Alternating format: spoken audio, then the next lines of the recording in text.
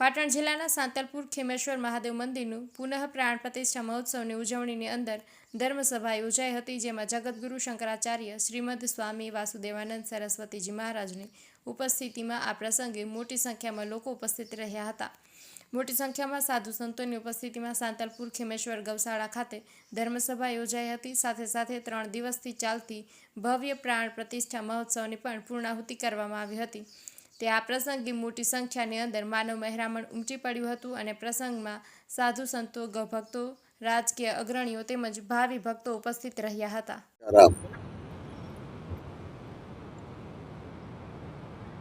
बनासकांठा के क्षेत्र में हमारे महामंडलेश्वर स्वामी कल्याणानंद गिरी जी महाराज के निर्देशन में विष्णु गिरी जी महाराज ने इस मंदिर की पुनर्प्रतिष्ठा का उत्सव कर रहे हैं.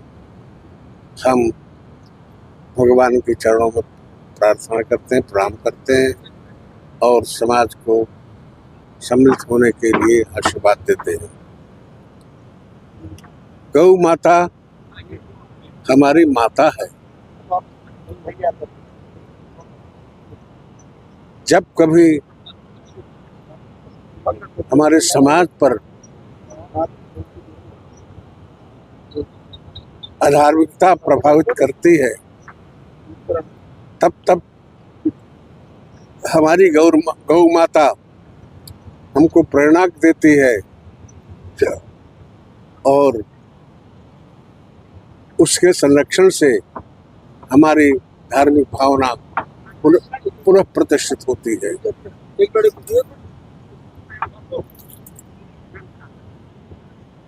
गौ माता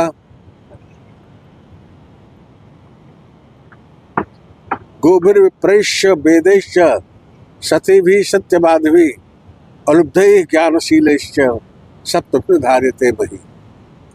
गौ माता के द्वारा, ब्राह्मणों के द्वारा, वेद के द्वारा, सतियों के द्वारा, असत्य बोलने वालों के द्वारा इस पृथ्वी की रक्षा होती है, पृथ्वी का संरक्षण होता है. यही पृथ्वी को धारण करते हैं. तो गौ माता जब जब अधर्म बढ़ता है तो पृथ्वी गौ माता का रूप धारण करके भगवान से प्रार्थना करती है कि आप पधारें और अवतार ले करके धर्म की पुनः प्रतिष्ठा करें. तो गौ माता हमारे लिए बहुत ही लाभकारी है. हमारा पोषण भी करती हैं, धार्मिक, आध्यात्मिक, भौतिक हर प्रकार से हमारा पोषण गौ माता करती हैं. इसलिए गौ माता की जय. आज पाकिस्तान उभर रहा है.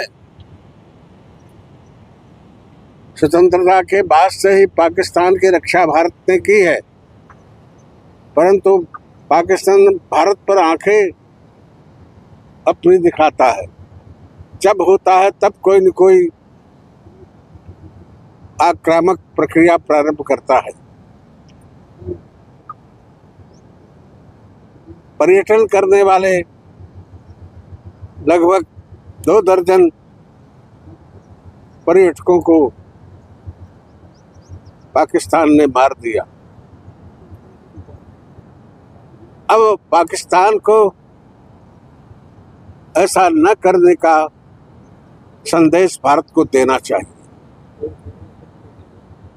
ऐसा कर्म पुनः न करे पाकिस्तान. इसलिए भारत को उसे अच्छी शिक्षा देनी चाहिए कि वो अपने दायरे में रहे, अपने कर्तव्य का पालन करे, आतंक न फैलावे.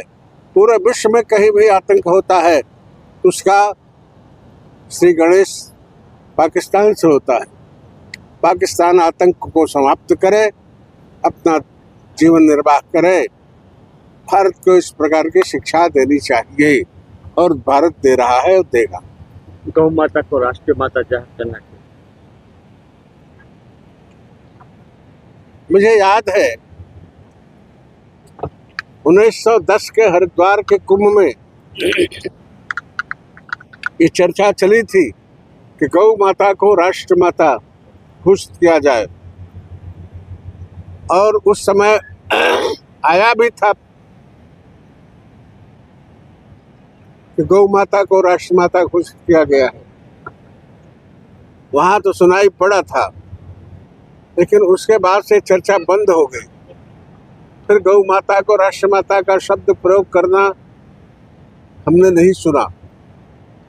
आज आप प्रश्न कर रहे हो, हम इस बनासकांठा के सपूत, भारत के गौरव, विश्व को नई दिशा देने वाले अपने यशस्वी प्रधानमंत्री से आशा करते हैं और आग्रह करते हैं कि गौ माता को राष्ट्रमाता की पदवी दे करके इसके संरक्षण का राष्ट्रीय स्तर पर कानून बनाया जाए।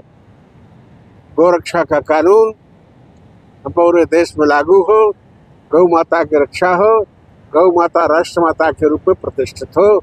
ऐसी हमारी भावना है, ऐसे राष्ट्र के लोगों की भावना है। हम सबकी भावना की पुष्टि करते हुए अपनी भावना समर्पित करते हैं और माननीय प्रधानमंत्री से आग्रह करते हैं कि गौ माता को राष्ट्रमाता का दर्जा अवश्य दिया जाए। पहले ऋषि को लिया है। सत्य प्रथम सत्य परम त्रिसत्यम,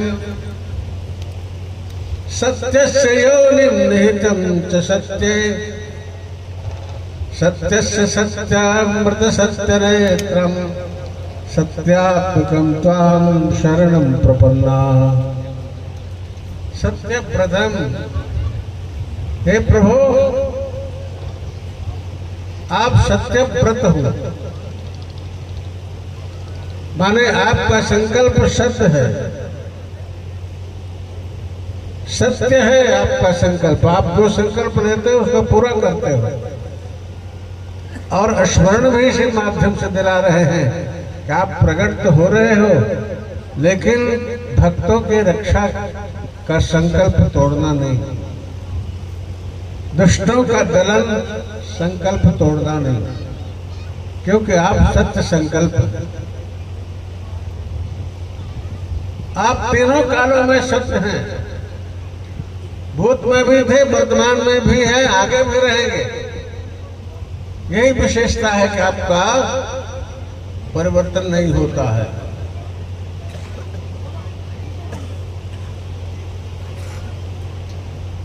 आप सत्यव्रत हैं, आपका संकल्प सत्य है, आप तीनों कालों में सत्य हैं।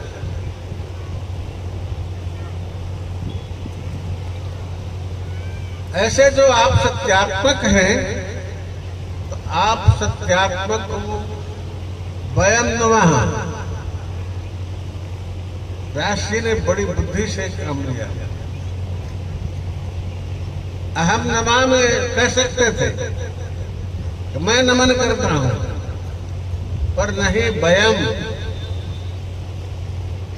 मैं और श्रोता दोनों, श्रोता वक्ता मिल करके आपको नमस्कार करते हैं।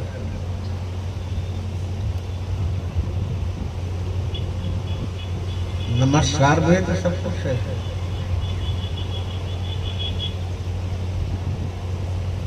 कितना भी कोई रुष्ट हो, अगर नमस्कार कर लो तो संतुष्ट हो जाता है। भगवान यद्यप किसी से रुष्ट नहीं होते, फिर भी जब हमें आवश्यकता होती है तो हम उनसे प्रार्थना करते हैं,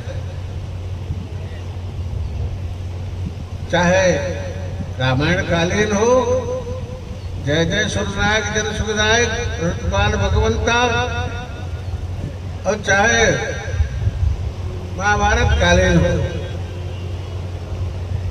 सत्यव्रतम सत्वरम प्रसत्यम। हम भगवान की स्तुति करते हैं, भगवान से प्रार्थना करते हैं कि आप हमारा उद्धार करने के लिए, हमारी देख रेख करने के लिए, हमारा संरक्षण करने के लिए आप पधारो।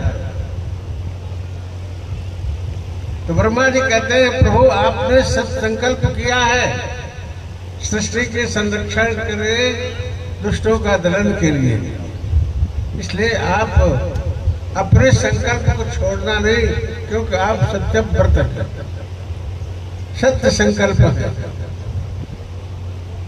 आप संकल्प को छोड़ना नहीं, आप अवश्य प्रकट हो करके दुष्टों का दलन और शिष्टों का संरक्षण करें। नारायण, बात तो बहुत कहनी चाहिए, परंतु इस गर्भ में पता नहीं कहाँ से माताएं आई हैं, गांव से आप लोग भी आए हैं। इस गर्मी में बैठना कठिन है। हम अधिक नहीं बोलेंगे, हम यही कहेंगे अपने सत्कर्म का पालन करें। परंपरागत जो अपने विधा है कर्म की, उसको हमें करना चाहिए। चाहे गृहस्थ हो, चाहे विरक्त हो, चाहे ब्राह्मण क्षत्रिय वैश्य शूद्र कोई भी हो, सबको अपनी परंपरा का पालन करते हुए अपने धर्म का अनुसरण करना चाहिए। अधिक नहीं, स्वामी जी ने भगवान शिव के मंदिर को पुनर्स्थापित करके, पुनः निर्माण करा करके आज भगवान की प्रतिष्ठा उसमें कर रहे हैं। भगवान शिव विद्वानों के द्वारा वहां प्रतिष्ठित किए जा रहे हैं। हम भगवान शिव के चरणों में अपने प्रणामांजलि समर्पित करते हैं, प्रणाम करते हैं भगवान शिव को। नारायण, उनका नाम विद्वान जो देंगे, उस नाम से हम सभी लोग उनको जानेंगे, समझेंगे, पुकारेंगे, उनका पूजन बंदन करेंगे। नारायण, इस प्रकार से इस स्थान का पुनर्जागरण हो रहा है। सामने तालाब है, हमारे दाहिने तरफ थोड़ा सा भी, जब गर्मी में भी पानी है, इसका मतलब कुछ गहराई है, लेकिन स्वामी जी इसका और विस्तार करके उसको चौड़ा कर देंगे और गहराई में बढ़ा देंगे तो पानी 12 महीने रहेगा हमेशा। पशुओं को भी इससे लाभ होगा, गायों को लाभ होगा, वन्य पशु भी जल पिएंगे, अच्छा रहेगा। और ये स्थान जागृत होकर के इस क्षेत्र का मंगल कल्याणकारी हो, सब इससे अपनी धार्मिक भावना की पूर्ति करें, समाज का कल्याण हो। मैंने सुना है यहाँ लगभग 1000 गाय जिसकी सेवा हमारे स्वामी विष्णुगिरी जी